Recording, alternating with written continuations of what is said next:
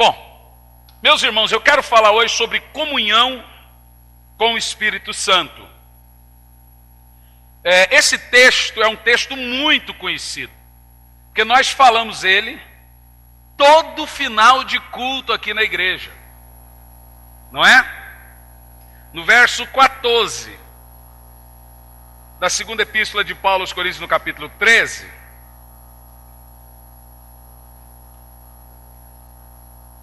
diz assim: a graça do Senhor Jesus Cristo, o amor de Deus e a comunhão do Espírito Santo sejam com todos vós. Vamos orar a Deus. Senhor, fale com a sua igreja, fale com o seu povo, fale, Pai, com cada um de nós. Espírito Santo, eu te dou primazia. Esconda-me atrás de ti, Pai. Fale ao seu rebanho, em nome de Jesus. Amém. Você está brincando? Qual Bíblia que está sem o texto? Então é o verso 13, né? Esquisito, né?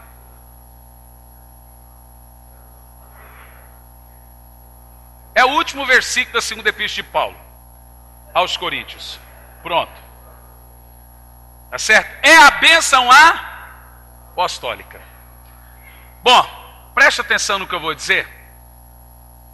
Você percebe que o apóstolo São Paulo termina de escrever as suas duas cartas aos Coríntios. Na realidade foram 4 cartas. Quando você lê aqui na Bíblia 1 aos Coríntios, na realidade é 2 aos Coríntios. Quando você lê na Bíblia 2 aos Coríntios, na realidade é a 3ª epístola que ele escreveu aos Coríntios. A 4ª epístola e a 1ª epístola são perdidas. Então Paulo escreveu 4 cartas aos irmãos na cidade de Corinto. Você sabe que Corinto era uma cidade muito grande na época, era apenas menor em influência a cidade de Atenas e a cidade de Roma. Então, era a 3ª cidade do mundo na época em influência. E Paulo escreve aos irmãos da cidade de Corinto várias doutrinas. E no final, o apóstolo São Paulo deixa aqui uma revelação tremenda do que nós chamamos de bênção apostólica. A graça do Senhor Jesus Cristo, o amor de Deus e a comunhão do Espírito Santo seja com todos vós. Agora, se você for perceber aqui comigo, você vai notar que a bênção apostólica, nada mais, nada menos que as 3 funções dispensacionais de Deus com a raça humana. Você quer ver? Abra Efésios 4, no verso 6. O que Paulo está dizendo, qual é a função de Deus em cada tempo e em cada dispensação. Efésios 4, no verso 4, diz assim, há um só corpo, um só Espírito, da mesma forma que a esperança para a qual foste chamado em um só. Agora olha o verso 5. Há um só Senhor, uma só fé e um só batismo. No verso 6, um só Deus e Pai de todos. Repita comigo. De novo. Esse mesmo Deus, irmãos, ele é sobre todos, por meio de todos e em todos. Veja que o apóstolo São Paulo tinha uma revelação exata da divindade. Ele fala que Deus é só um. Mas esse Deus operou de 3 formas distintas na história da humanidade. Um Deus que é sobre, só Espírito, sem encarnação, que falava de fora para dentro, né? E um Deus que é pelo homem, advogando, andando com o homem, curando, através da encarnação, da palavra de Deus que se fez carne. Qual o nome? Jesus Cristo, Deus pelo homem, no meio de todos. E agora Paulo também fala da terceira manifestação de Deus na história para com o homem, que é Deus em todos. Um só Deus e Pai de todos, que é sobre todos. Vamos lá? Sobre todos, no meio de todos e em todos. Veja você que esse é o mesmo contexto da bênção apostólica. Quando Paulo começa na bênção apostólica, na sua segunda epístola aos Coríntios, capítulo 13, no verso 14, que a graça do Senhor Jesus Cristo, o amor de Deus Pai. Você vê que existe Deus Pai, não existe Deus Filho e nem Deus Espírito. Existe Deus Pai, Filho e Espírito Santo. Não existe Deus Pai, Deus Filho e Deus Espírito Santo. Não tem na Bíblia essas nomenclaturas. Existe Deus Pai, Filho e Espírito Santo, porque é um só Deus. Então diga Deus Pai, Filho e Espírito Santo. Paulo não diz que o amor de Deus Pai, a graça de Deus Jesus Cristo e do Filho Jesus Cristo e a comunhão do Deus Espírito Santo. Ele fala que o amor de Deus Pai, a graça de Jesus Cristo e a comunhão do Espírito Santo. Ele já tinha falado Deus. O Deus que é Pai é também Filho e Espírito Santo. Quem está entendendo o que eu estou dizendo? E aqui Paulo ele vai falar que essas três dispensações, que esses três tempos de Deus para com o homem devem estar presentes na igreja. A igreja tem que ter consciência do amor de Deus, a igreja tem que ter consciência da graça de Jesus Cristo, e a igreja tem que ter plena convicção da comunhão do Espírito Santo. Então a função hoje aqui na terra, função, diga comigo, função. A função hoje aqui na terra não é de Deus Pai. Quem está entendendo?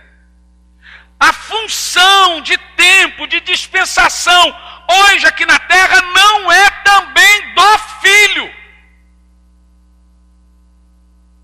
A função hoje aqui na terra é do Espírito Santo. Olha que coisa tremenda.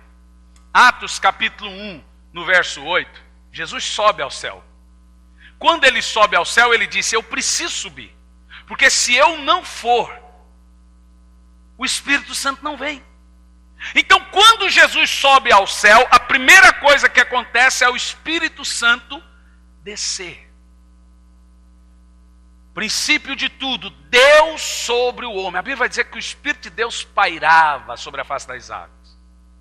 Deus estava sobre. Então você vê que a sarça tinha que queimar, muitos sinais tinham que acontecer para esse homem ouvir a Deus. Pois ele não habitava com a sua plenitude de Espírito dentro do homem. Tinham homens usados debaixo da influência do Espírito Santo, mas cheio do Espírito Santo só foi no dia de Pentecoste. Aí logo vem a encarnação. No princípio era o verbo era Deus, o verbo se fez carne e habitou entre nós, e vimos a sua glória como a glória do unigênito Filho de Deus. A palavra de Deus se fez carne, e agora Deus está andando entre as pessoas. Mas esse Deus que se fez carne, subiu. Ele disse: eu vou voltar, mas até eu voltar, eu vou enviar outro de mim. A palavra é outro consolador, outro de mim. E esse, o Espírito de verdade, que o mundo não conhece e não pode receber, mas vós o conheceis, porque vocês têm visto ele e habita convosco. Esse Espírito estará em vós. Então hoje o tempo é do Espírito Santo.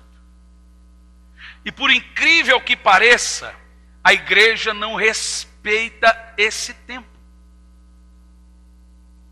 A igreja não entende que este é o tempo de dar prioridade e primazia ao Espírito Santo. Este é tempo de culto, este é tempo de receber do Espírito, de entender o Espírito, de ser guiado pelo Espírito, de ouvir a voz do Espírito, de ser ministrado pelo Espírito, de conhecer toda a verdade, de receber a verdade, de obedecer. Porque se não entendermos este tempo, nós vamos blasfemar contra o Espírito Santo. Para entendermos aqui que nós vamos nos ater sobre a última questão da bênção apostólica de Paulo, que é a comunhão do Espírito Santo, nós temos que, é claro, fazer a exegese exata do texto e respeitar cada uma função dessa. Paulo vai dizer que a graça do Senhor Jesus Cristo. Quando Paulo usa o termo na bênção apostólica, graça do Senhor Jesus, ele está querendo dizer que, como crentes, nós devemos estar cientes das doutrinas dessa graça. Os irmãos sabem que o ano passado nós pregamos muito na igreja sobre as doutrinas da graça do Senhor Jesus. Doutrinas essas que poucas igrejas sabem distinguir, discernir, explicar e aplicar. A doutrina da graça. A doutrina da graça, ela se resume em 3 pilares simples e básicos. Paulo chama isso de ensinos elementares do Evangelho. Então, as doutrinas da graça, quando Paulo fala a graça do Senhor Jesus esteja convosco, ele está falando desses 3 pilares doutrinários que a igreja tem que ter dentro de si. Uma delas, dessa perninha, é a justificação, a outra é a substituição e a outra é perdão. A igreja tem que saber sobre a justificação, a igreja tem que saber sobre substituição e a igreja precisa saber sobre o perdão nos dado na cruz do Calvário. Essas 3 coisas aconteceram na cruz. Agora veja bem, existe uma diferença entre substituição e perdão. Justificação e perdão. Presta atenção, justificação só acontece uma vez só e não mais. Ninguém é justificado 2, 3, 4, 5 vezes. Uma pessoa só poderá ser justificada uma só vez. Justificação, meus irmãos, é o ato forense de Deus com o homem. É um ato legal.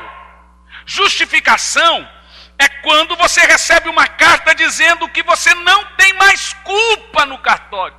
Você foi inocentado. Agora veja, não é que você foi perdoado, porque você só pode ser perdoado de algo que você tem culpa. Justificação é diferente. Justificação é um ato forense. Você recebe uma carta dizendo, ele não tem culpa. A culpa foi despejada em Jesus. O ato de Jesus levar sobre si os meus pecados, de Jesus levar sobre si as minhas dívidas, esse ato é chamado de justificação. Esse é o coração do Evangelho. Quem não entende justificação não adianta nem ler Bíblia. Quem não entende justificação, ele nunca entendeu o Evangelho. Então justificação é um ato de aceitação mesmo sem merecer. Na realidade, a graça se resume em justificação. Eu não mereço, mas fui justificado. Agora veja que é perdão. Eu já citei aqui o exemplo entre perdão e justificação. Perdão é você dever R$1 milhão e você está quebrado e o banco perdoar a sua dívida. Isso é perdão. Mas se você está quebrado você continua. Justificação não é isso. Justificação é você ser perdoado e ser restituído. É alguém lá dizer que não era justo você perder aquele R$1 milhão. Agora veja, como que não é justo eu ir para o inferno se eu mereço ir para o inferno? Alguém assumiu a sua culpa. Isso é justificação. Quem está entendendo, diga amém. Substituição é o ato de Jesus morrer no seu lugar.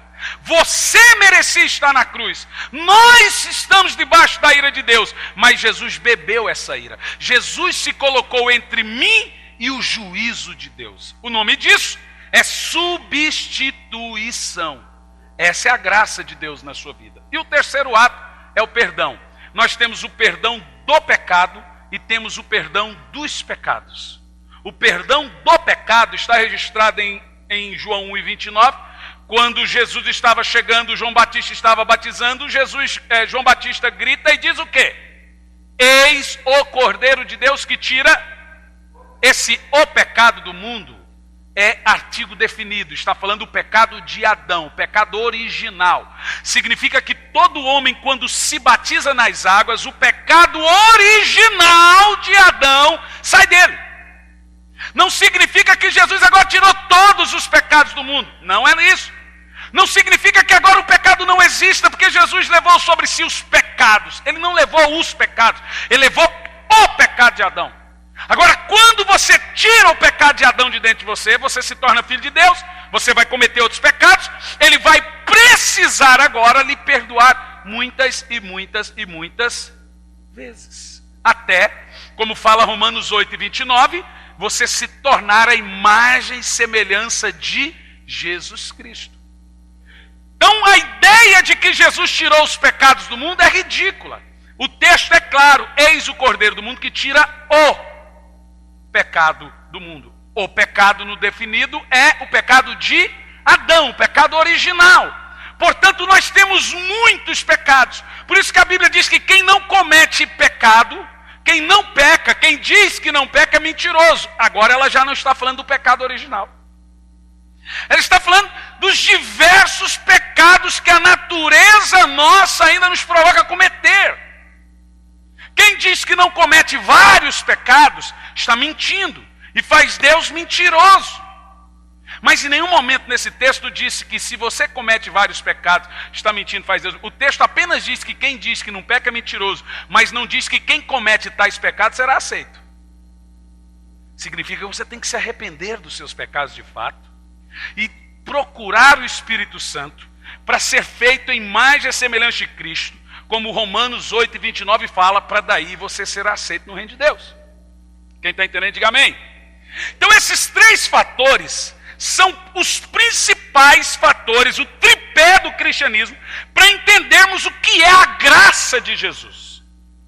Isso é a graça de Jesus: justificação, substituição e perdão de pecados. Diga, perdão de pecados. O perdão de pecado só acontece uma vez, na justificação. E o perdão de pecados acontece quando há arrependimento. Paulo também fala do amor de Deus. Antes de entrarmos na comunhão do Espírito Santo, você precisa entender o que o apóstolo está dizendo.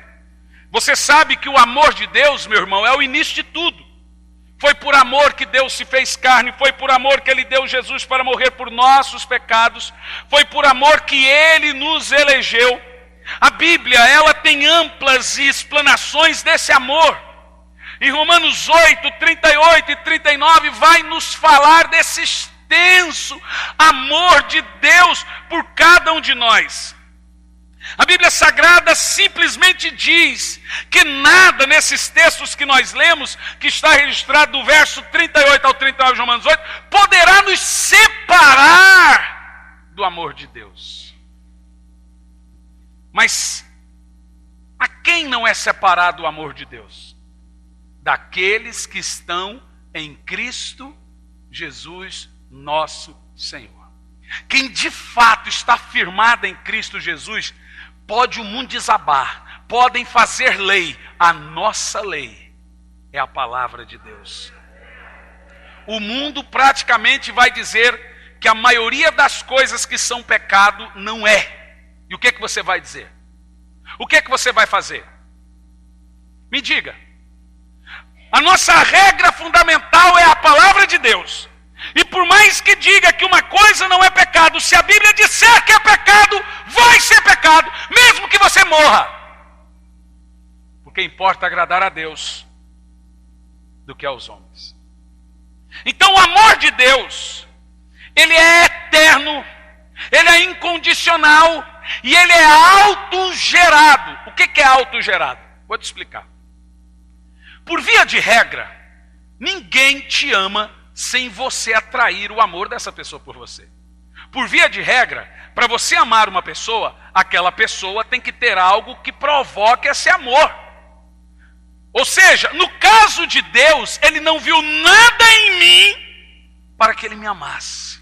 Eu não provoquei em Deus o amor que Ele sente por mim. No caso de Deus, o amor que eu sinto por Deus é apenas refluxo do fluxo do amor de Deus por mim. Eu só amo a Deus porque Ele me amou primeiro. Por isso que a Bíblia vai dizer, não fostes vós que me amastes, eu amei você primeiro, não fostes vós que me escolhestes, eu escolhi você. Isso é amor.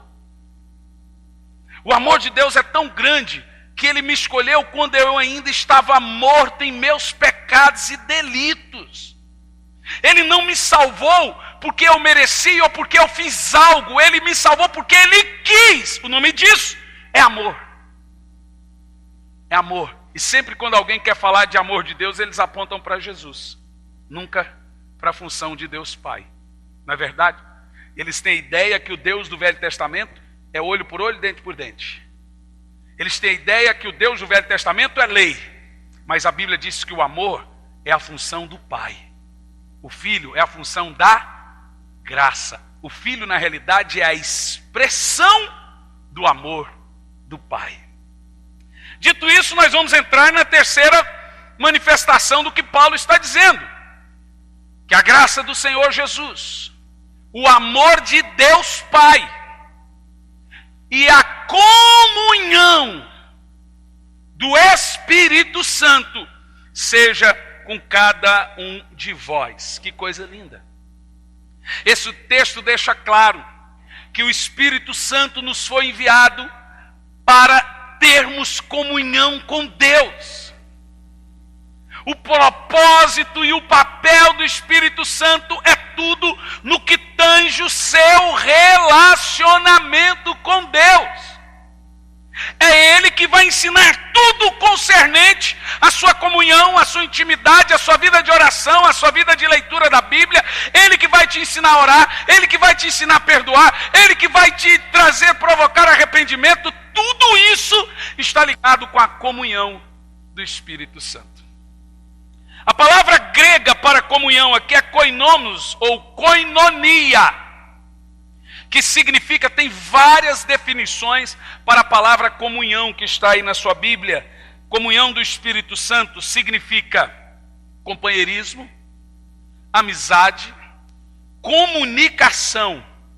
A koinonia precisa ser verbalizada. A koinonia não pode ser monóloga.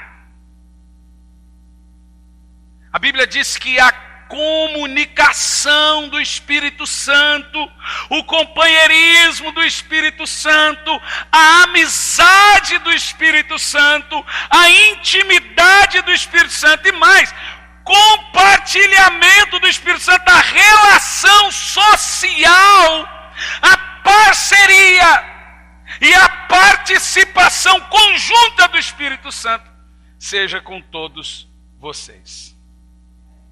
Tudo isso significa ter comunhão com o Espírito Santo. Portanto, nós vamos fragmentar a palavra comunhão, consolação, depende da versão da Bíblia, a mesma coisa, em três principais categorias. A primeira, companheirismo. A segunda, parceria. A terceira, intimidade. Companheirismo, parceria e intimidade. Companheirismo, parceria e intimidade. Essas três palavras estão no grego ligadas à palavra koinonia. A palavra que você encontrou na sua Bíblia aí para comunhão do Espírito Santo está nesse tripé: companheirismo, parceria e intimidade. Isso fala de o quê? Companheirismo em primeiro lugar. A definição da palavra companheirismo é fazer algo juntos. Uau! É tremendo. Quando você entende a função do Espírito Santo com a igreja, Ele quer trabalhar com você, não por você. O Espírito Santo quer ser meu parceiro. Que coisa fenomenal! Como assim? Quem é o seu parceiro de trabalho? É o Espírito Santo. Uau! Quando você lê na Bíblia comunhão, companheirismo, koinonia, Paulo está dizendo que o Espírito Santo é enviado à terra para fazer algo junto com a igreja de Jesus. Ele está dizendo que o Espírito Santo está aqui para trabalhar com a igreja e não pela igreja. Isso está falando de fazer coisas juntas. Isso está falando, gente, de conversar um com o outro. Isso fala de saber o que acontece na vida do outro. Intimidade com o Espírito Santo é algo muito, muito, mas muito profundo. É isso que eu estou falando, é o koinonia. A comunhão com o Espírito Santo. Fica evidente nas Escrituras que os apóstolos primitivos da igreja primitiva, que é a igreja, que os primeiros cristãos, dependiam completamente desse negócio de fazer as coisas juntos. Dessa comunicação, desse companheirismo com o Espírito Santo. Por exemplo, em Atos 20, do verso 22 ao 23, nós lemos Paulo dizendo assim: eu vou para Jerusalém obedecendo ao Espírito Santo. E disse mais: em todas as cidades que vou, o Espírito Santo tem me avisado que prisões e sofrimentos estão me esperando. Não, imagina se o Espírito Santo falar assim: você vai morrer lá, o que você faz? Eu não vou. No caso de Paulo, ele fala: então eu vou. Esses apóstolos eram meio doidos. Esses caras eram malucos. Veja você que os apóstolos, eles iam sabendo que iriam apanhar, que iriam sofrer, e quem contava para eles? O Espírito Santo. Meu Deus, que companheirismo. O texto é claro: em todas as cidades que eu vou, o Espírito Santo tem me avisado que prisões e sofrimento estão me esperando. É parceria ou não é? Em Atos 10 e 19, encontramos o apóstolo Pedro recebendo esse tipo de direção do Espírito. Olha o texto: Simão, 3 homens estão procurando por você. Olha o Espírito Santo. O Espírito Santo chega: Simão, 3 homens estão à sua procura. E o que acontece? Então o Espírito Santo disse a Pedro exatamente: Pedro, você tem visita, quero que vá com eles. Por que o Espírito Santo tem que fazer isso? Porque os discípulos vinham escondidos. Pedro, então, eu não vou com esses homens, vão me matar no meio do caminho. Agora o Espírito Santo fala assim: eles não vão te matar, pode ir. Que coisa tremenda. Em Atos 8 e 26, nós vemos o Espírito Santo direcionando a Filipe. Um anjo do Senhor disse a Filipe: vá para o sul, para a estrada deserta que desce a Jerusalém, a Gaza. E no verso 29 de Atos 8 diz: e o Espírito disse a Filipe: aproxime-se daquela carruagem e siga. Se Filipe não tivesse obedecido, o homem não teria se convertido.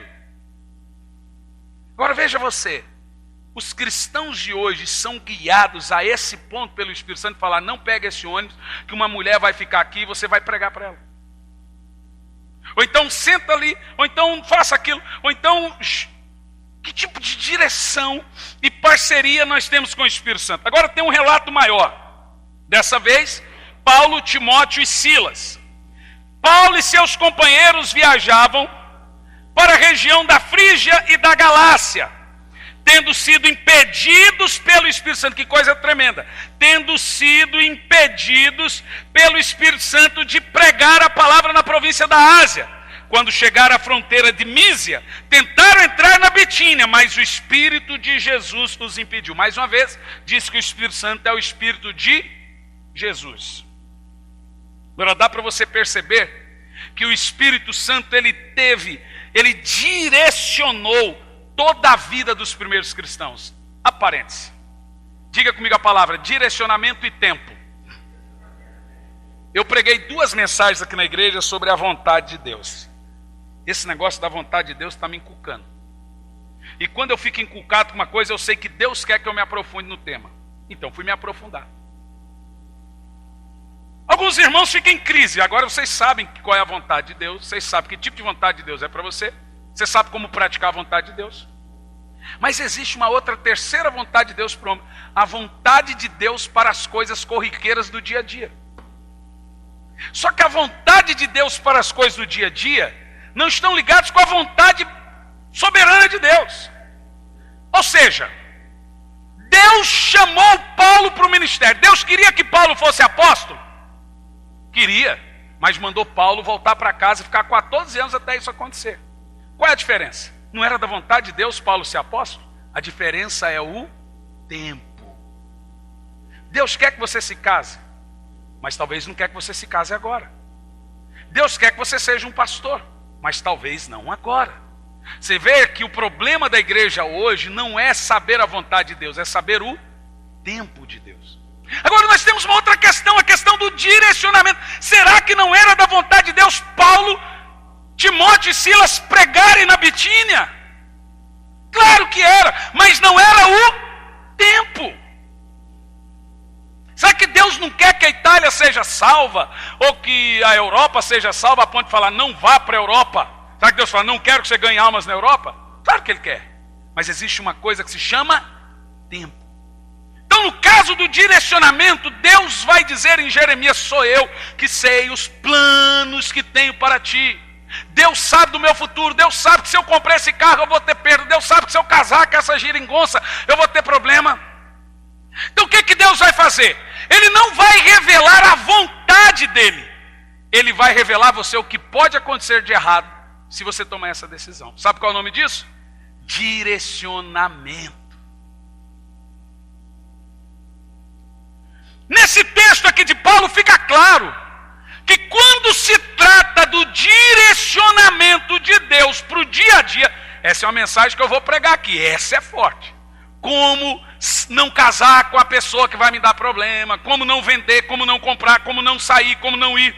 Aí é a vontade de Deus para a nossa vida nas nossas decisões. Aí nós vamos aprender sobre tempo de Deus e direcionamento do Espírito. Porque o tempo é de Deus, mas sabe quem é que dá o direcionamento? Está escrito aqui, o Espírito Santo. Agora, infelizmente, a igreja moderna não tem comunhão com o Espírito Santo. Então, se não tem comunhão com o Espírito Santo, não tem direcionamento dele na sua vida. Então hoje, eu fico muito triste quando eu vejo pastores perguntando, eu vou para tal lugar, quanto eu vou ganhar? Qual é o meu salário? Esses 2 irmãos que foram consagrados a pastores aqui, quantos vocês estão ganhando no ministério, irmãos? Ó, esse menino, quanto você ganhava de salário, se o irmão puder falar? Mas o seu dízimo era de 1.000, viu? Estou brincando, brincadeira, Leandro.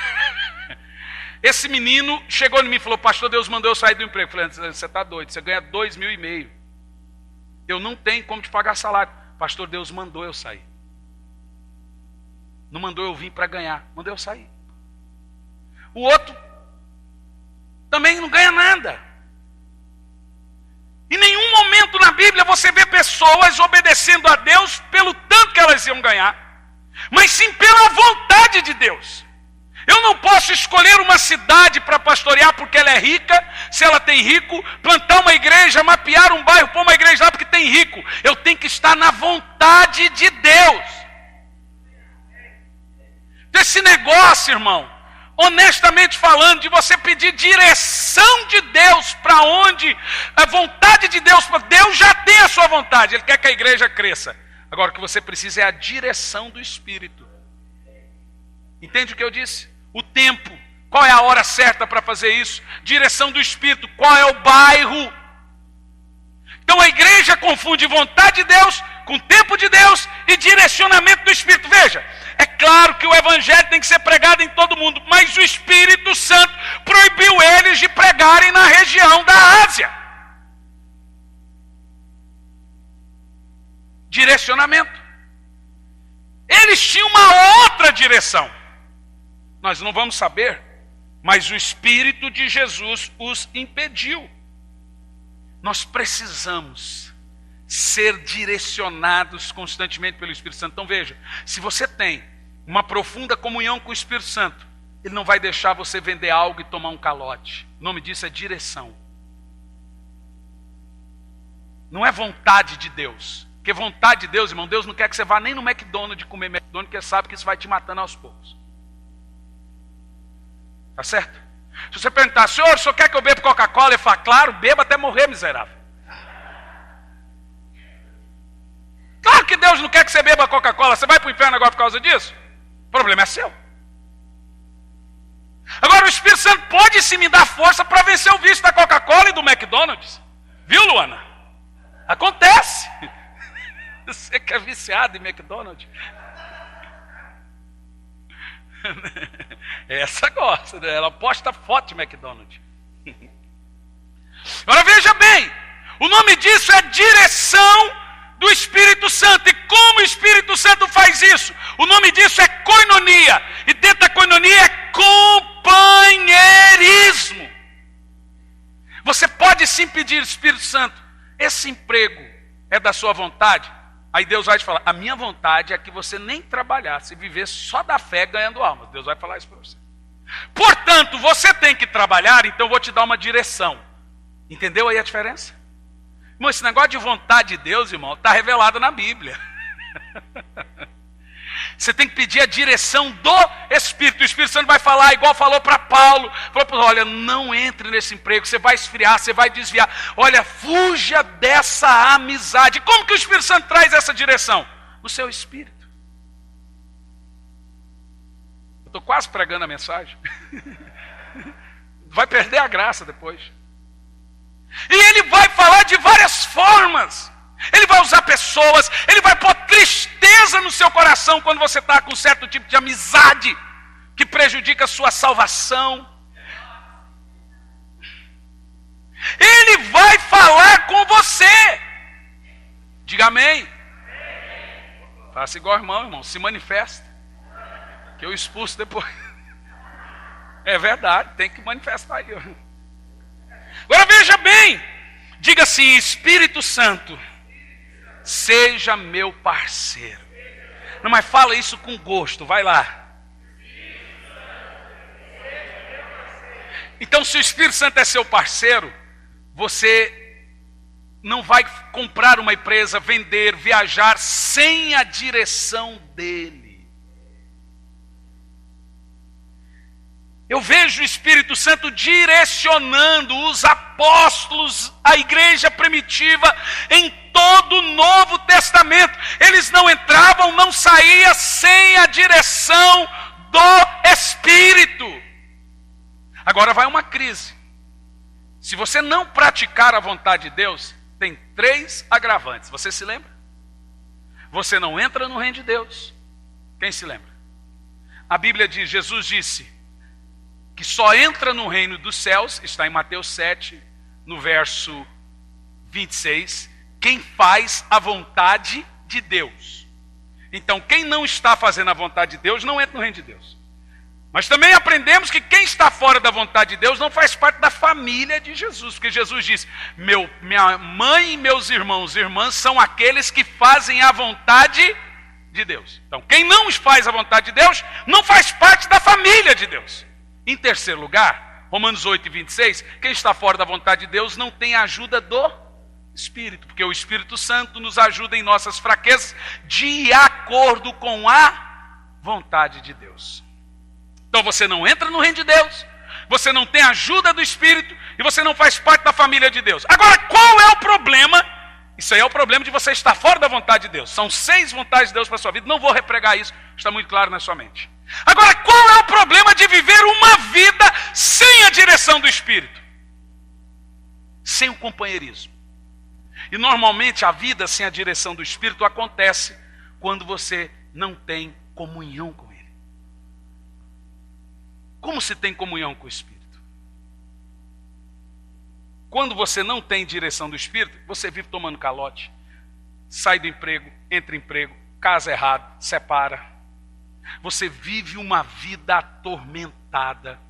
Você vive tendo dor de cabeça com decisões erradas que você toma. Porque você não tem direcionamento do Espírito Santo. Você não tem a parceria do Espírito Santo com você. Parceria é o segundo ponto, você não tem um companheirismo.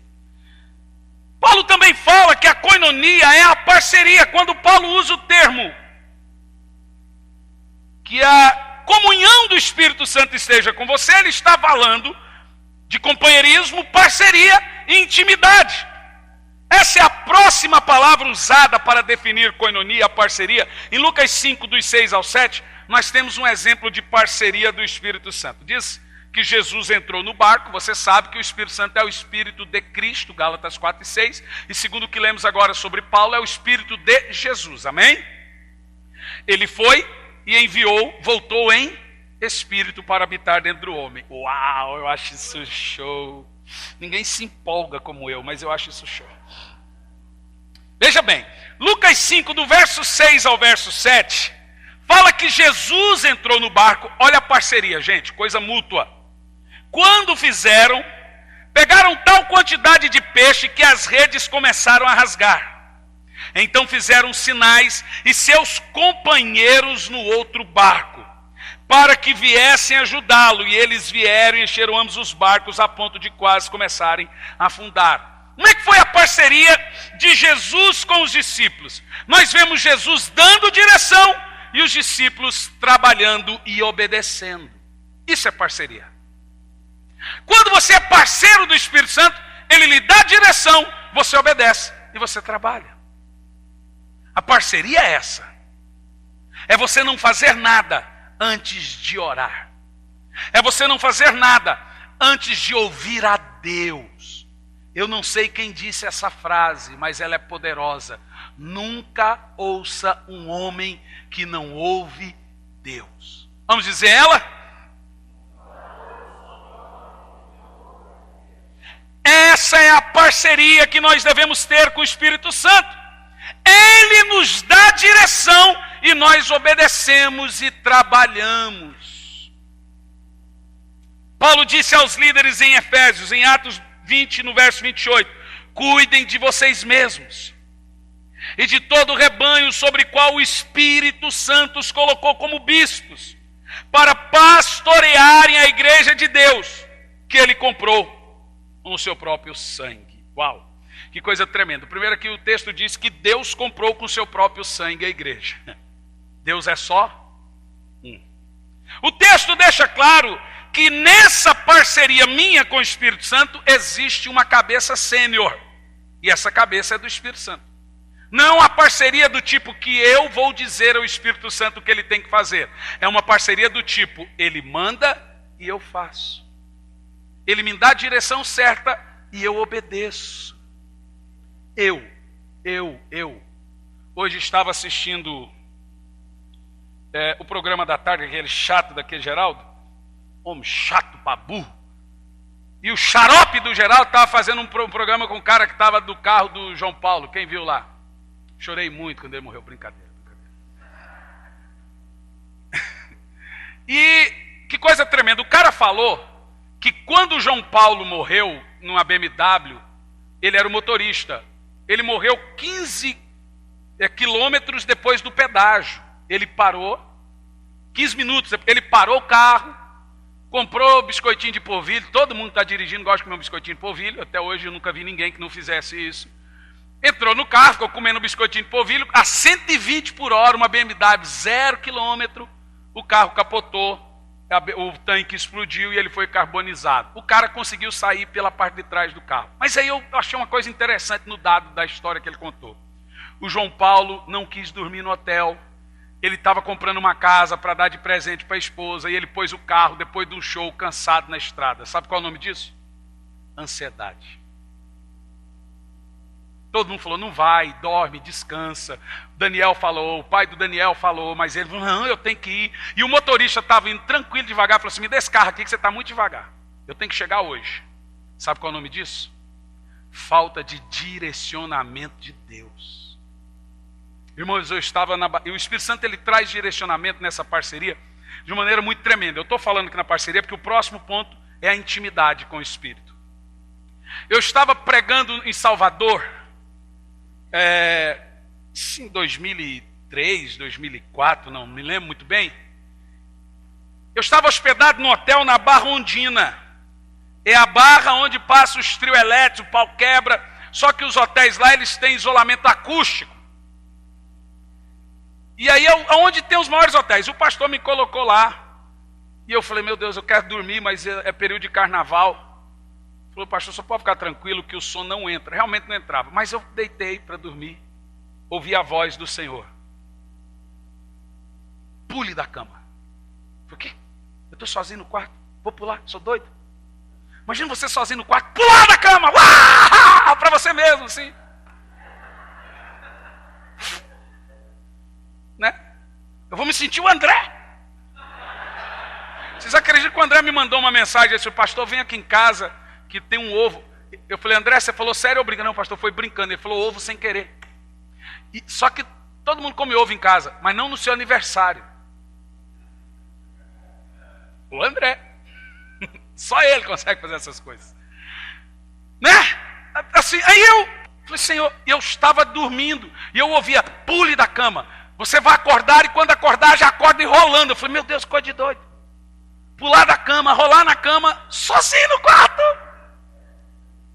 Eu vou olhar para mim e falo, louco, maluco. Mas tudo bem, eu vou obedecer. Acordei, de repente, pulei. Quando eu pulei, não é abajur, como é que chama, Irene, aqui esse negócio que fica no teto, bem grande, lustre. O lustre enorme, bonito no hotel, caiu todo assim, com a ponta assim, pá, na cama, ia dar bem no peito. Estourou. Porque era um lustre com ventilador.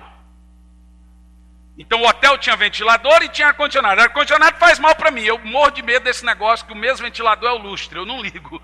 Porque ele fica balançando o lustre. Vigia, irmão. O troço está balançando, o troço é pesado e fica assim no teto. Nunca mais eu fiz. Quando eu acordei pulando, rolando, o abajur caiu. Eu falei, uau. Foi o Espírito Santo. O Espírito Santo, ele te dá direcionamento. Não faça essa viagem. Não vá agora, vá mais tarde. Quantos problemas nós evitaríamos se obedecêssemos à voz do Espírito Santo? Não tome essa decisão. Não é uma decisão certa a ser tomada. A voz da consciência é do Espírito Santo. Você quer ouvir isso comigo? Quem crê que é? Vamos ver? Abra aí. Nós temos a consciência moral e temos a consciência do Espírito. Romanos 2.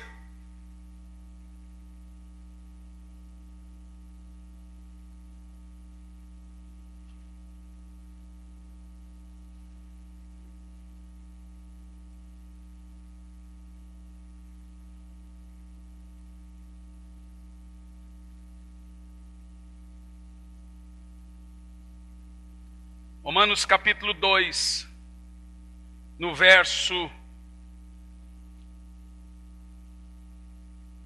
28.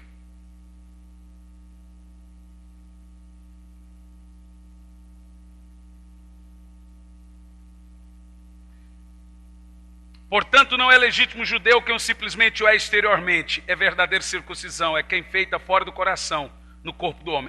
Absolutamente não. Judeu é quem o é interiormente. E circuncisão é realizada na alma do crente pelo Espírito. Veja você que a ideia moral sua é dada pelo Espírito. Ele é a sua consciência. É através do Espírito que você compra, vende, vai, realiza e não realiza. A ideia de circuncisão na sua alma é a ideia de moral, direcionamento, lei de Deus posta em nosso interior. É pelo Espírito. Diga amém. Então, normalmente, quando a sua consciência diz, não posso fazer isso, não é hora de fazer isso, não devo fazer isso, se você é guiado pelo Espírito, é a voz do Espírito que você está ouvindo. Uau, isso é tremendo. 2 Coríntios 5, 17. Levanta a sua mão e diz: Senhor, eu quero ser seu parceiro. Espírito Santo, seja meu parceiro. Direcione a minha vida.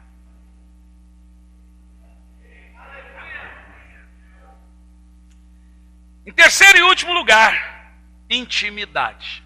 Veja você que quando o apóstolo São Paulo diz a graça de Jesus, o amor de Deus e a comunhão do Espírito, seja com todos.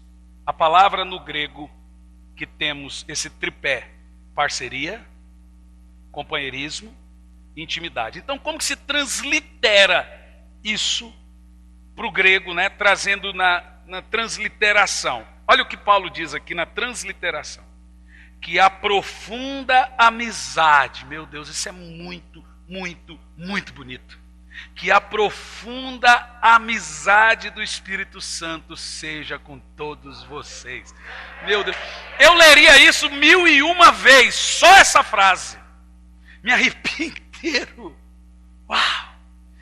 Que a profunda, em algumas Bíblias fala doce comunhão, doce amizade do Espírito Santo seja com todos vocês.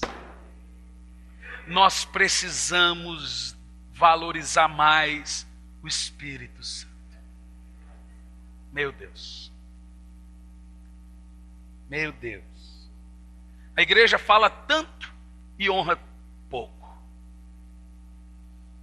Agora veja esse texto de Tiago 4 e 5. Esse texto aqui para mim é uma crise. Crise, crise, crise, crise, crise.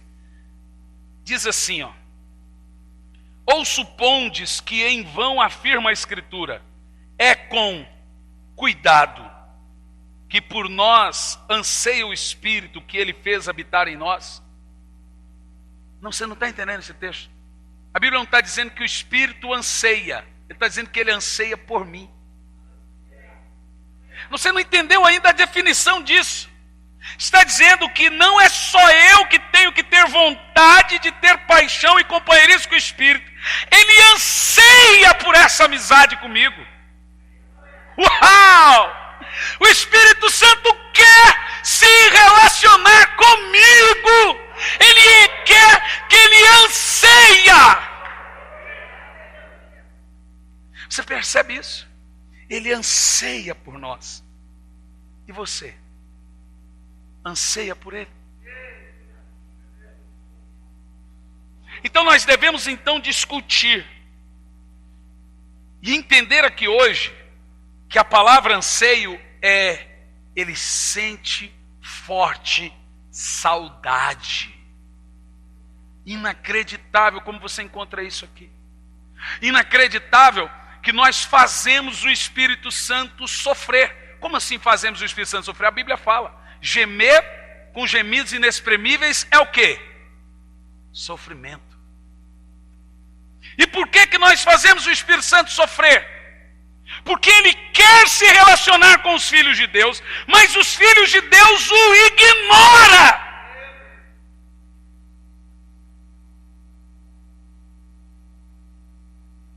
Então Ele chora. A palavra que você encontrou aí, ciúmes, é cuidado, ok? O Ocidente entende cuidado por ciúmes, o judeu não. Ciúme é uma coisa, cuidado é outra. Porque senão eu preguei terça-feira passada sobre os 12 espíritos, estava lá os ciúmes, né? Eu gostaria de lhe perguntar, honestamente falando, você moraria numa casa com uma pessoa que essa pessoa é para ter intimidade com você, mas essa pessoa passa a vida te ignorando? O que você faz com essa pessoa? Ninguém aguenta ficar num relacionamento onde a pessoa que deveria te amar te ignora. Como que o Espírito Santo pode habitar dentro de uma pessoa que o ignora? Por isso que você encontra o texto aqui: por nós Ele anseia. Não ele anseia em meu lugar, ele anseia por mim, não é em meu lugar. Isso significa que ele sente saudade da adoração que eu tenho que prestar, ele sente saudade da minha vida de oração, ele sente saudade da minha meditação diária. O Espírito Santo tem saudade de mim.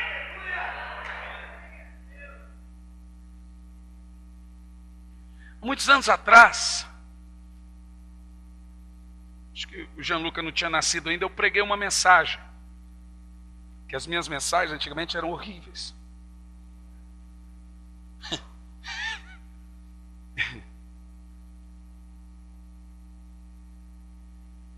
Os irmãos estão colocando vídeo aí na internet de cruzadas, alguns anos. Tem uma no Rio de Janeiro com 40 mil pessoas, uma em Ipatinga com 100 mil pessoas. Eu só consigo olhar para lembrar como ganhava almas e pessoas eram curadas. A hora que entra na mensagem, fala, meu Deus, como que o Senhor usa uma pessoa dessa? 100 mil pessoas para ouvir isso? Você vê que é pura misericórdia de Deus. Portanto, preste atenção no que eu vou te dizer aqui. Há muitos anos atrás eu preguei uma mensagem, quando Jesus pegou uma criancinha e colocou no colo. Ele disse assim: quem não for como essa criança não pode entrar no reino de Deus. Eu entrei em crise com esse textozinho, porque veio na minha cabeça a postura de uma criança. Por exemplo, a criança não faz nada se o pai não fizer, não faz nada fora da vontade do pai. Para atravessar a rua, ela dá a mão para o pai. A criança, a alegria dela, eu vejo quando a Isabela acorda, ela acorda, quando ela vê que tem um rosto na frente dela, ela se abre assim, ó. É impressionante a reação que ela faz quando ela acorda e tem um rosto olhando para ela. Ela é uma reação fora do comum, ela se abre toda. O Gianluca já cresceu, ficou bobo. Você pode ir lá dar um beijo nele, ele finge que não está gostando, mas eu sei que ele está. Ele fica assim, ai pai, me deixa. Mas eu sei que ele está amando. Porque se você não faz, ele acha ruim. Então está amando. Então veja bem, nós precisamos entender essa direção. Quando a Bíblia diz ser como criança, ela não está dizendo você voltar ao ventre da mãe ou perder a capacidade de discernimento. Ela está falando que a nossa vida tem que ser a tão ponto íntima e direcionada pelo Espírito, como uma criança é íntima e direcionada pelo Pai, horas. E aí nós crescemos, nós perdemos identificação e intimidade com o Pai. Agora o menino, não pai, não me beija que meus colegas estão aqui perto. Saca? Aí que eu beijo mesmo, só para passar vergonha. Não pai, não faz isso, porque a Tibúrcia está me olhando ali. Ele odeia quando eu falo que a menininha que ele acha bonita é Tibúrcia, ele fica bravo. O que é essa Tibúrcia aí? Não pai, ela está ali pai, só pega na minha mão assim. E nem é pega na mão, e aí pai, de boa? Falei, você quer ser o mauzão, né? Quer ser o iradão. Aí você vê que vai crescendo, vai perdendo esse direcionamento, essa identificação, essa intimidade. O que Jesus está dizendo é: não perca isso com o Espírito Santo. O que Jesus está dizendo é: eu estou com saudade da sua intimidade, de como você não fazia nada, da coisa mais pura. Espírito Santo, o que eu faço agora da minha vida? Caso eu compre uma bicicleta.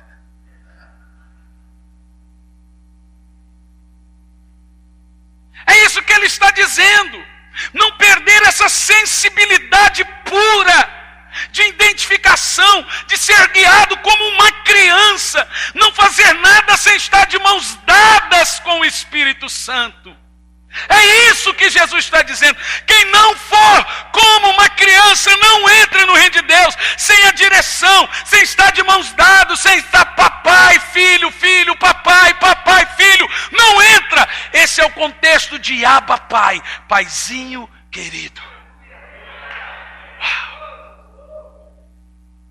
Deus não está distante. Ele está tão perto que Ele está dentro de você. Você não entendeu o que eu disse?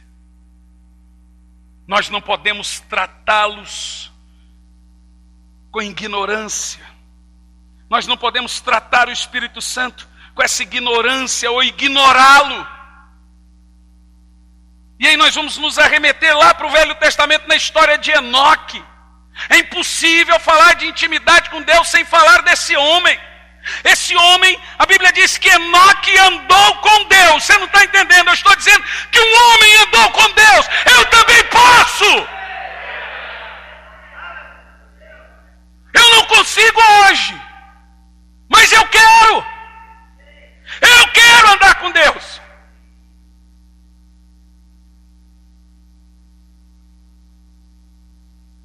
Andou com Deus de tal maneira que Deus falou assim: não, eu quero você para mim. Aqui está o anseia por nós. Veja você que a oração não é só como eu consigo algo de Deus, é como Ele consegue algo de mim também. Intimidade com o Espírito Santo não é só por minha causa. Estava assistindo um programa na televisão à noite. Eu, minha esposa, a Isabela ali acordada, a gente vai fazer o quê? Vai ficar na cama, embalando, não dorme, a gente fica ali até ela dar sono. 2 horas, 3 horas. E vendo um programa noturno de igreja evangélica. Aí as pessoas, por que você vem nesse templo? Eu venho aqui porque eu me sinto bem durante a semana, então eu venho aqui para tirar as cargas da semana. Então eu venho aqui porque é onde eu me sinto em paz. Eu venho aqui para eu conseguir estar bem agora no resto da semana. Nenhum momento. Para não ser pecado, eu vi uma pessoa dizer, eu venho aqui para adorar a Deus. Eu não vi, nós ouvimos pelo menos uns 25 depoimentos. Você pode fazer a pesquisa que eu fiz. Ninguém diz, eu vim aqui porque Deus procura os verdadeiros adoradores. Eu sou o centro porque eu venho aqui. Eu venho porque eu me sinto em paz. Eu venho porque eu preciso resolver esse problema. Eu venho porque eu estou em depressão. Eu venho porque eu estou... Mas quem é que vem aqui? Porque o Espírito Santo quer que você ande com Ele, quer ter parceria com você, quer ter intimidade com você. Ele quer que você o conheça, porque a necessidade de intimidade não é só minha. A Bíblia diz que também é do Espírito, porque Ele anseia por mim. Ele me quer. Ele quer se relacionar comigo. Ele quer a minha pessoa, assim como eu devo querer a dele. Uau!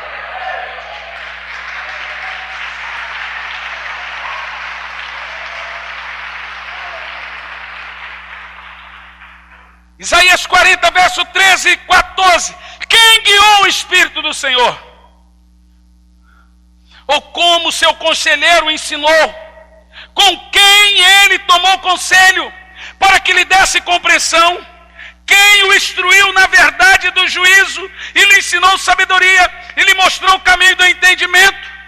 A resposta é ninguém, porque ele é Deus. Eu estou falando de Deus. Eu estou falando que Deus anseia por você. Uau! O ser mais importante do universo quer ter amizade, intimidade, companheirismo e parceria com você. Essa é a maior cura para a depressão que existe. Uau!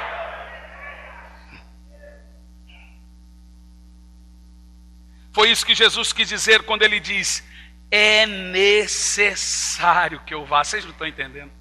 Os discípulos, quando perceberam que Jesus estava indo embora, 40 dias depois da sua ressurreição, começaram a chorar. O Senhor está indo embora, mestre. O Senhor vai nos abandonar. Jesus, vocês não entenderam nada. É necessário que eu vá. Convém que eu vá. Porque se eu não for, o outro de mim não virá. Aquele Espírito de verdade que vai habitar dentro de você. E Ele vai lhe guiar em toda a verdade. Que revelação poderosa de Deus a nós. Nós precisamos do Espírito Santo. Ore antes de decidir, antes de tomar decisões. E como eu sei que Deus falou comigo? Como eu sei que Deus diz não, quando Ele não fala nada? Como eu sei que Deus diz sim, quando Ele fala? Se você pedir uma coisa e não ouvir nada, Ele não falou. Deus não tem obrigação de dizer não. Ele tem a obrigação de dizer sim. Se ele quiser que você faça algo, ele vai dizer. Se ele quiser que você não faça nada, ele não fala nada. Porque é obrigação sua de esperar a voz dele.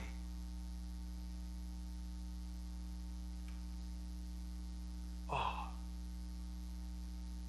nós precisamos do Espírito Santo.